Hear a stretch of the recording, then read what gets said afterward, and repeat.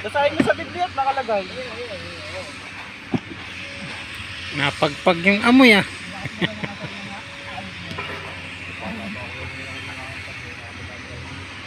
Madali. Nilalagyan ko ng kwan. Madali lang panghuli niyan. Yung tutubi nga ganyan, yung tutubi. Mag-ano ka na ng dakta ng ano, Joseph Roth eh, ganun mo lang sa buntot niya. Oh. Mabilis na yan kumapit.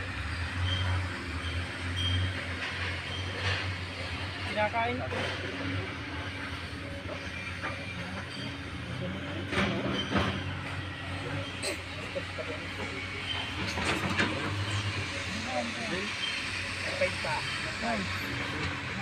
Fight yan, ayos yan. Yes. Fight. Yan yun, pag-hinog.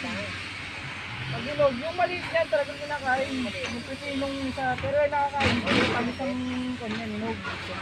Pero ganito yung style. May nakakain yung hinog yan. Nakakain yung hinog. Matamis.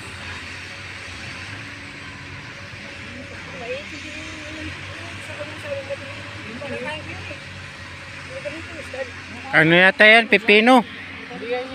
Nakakain yan yung hinog. Pipinong native. Nga. Pipino nga yan. Pipinong native to eh. Oh. Ayun o, yun o. Ayun o, meron pa o. Fight yan. Hindi ah. Fight yan.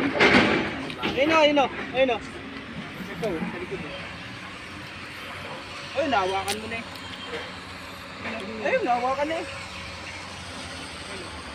Mapait nga. Kaya ba ito? Ayun o, ayun, nahawakan. Maganda to kung hinog. Ayun o. Wait, wag ka. Ha? Hindi yan. Tama lang yan. Sasaw mo sa suka. Suka at saka ano, may sili. Ayun, pipino nga yan, ligaw. Nakain yan? Kasabat na tingnan pala yung ligaw kaya nakain niya pa kaya pipinong ligaw. Napapait. Pipino nga yan. Pipino to, nga native. Pipino yan yung mga ligaw na pipino rin natubo kahit saan. Pero inog o. Nadali si Mano. Nadali rin sa pipi. Ano? Lasa. Oh. Ayan. No, yan, kakain si Mano. Oh.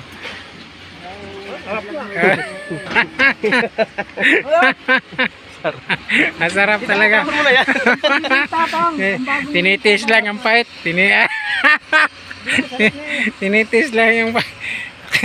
Tinitis lang yung pait. Para naman takbo ng ano eh.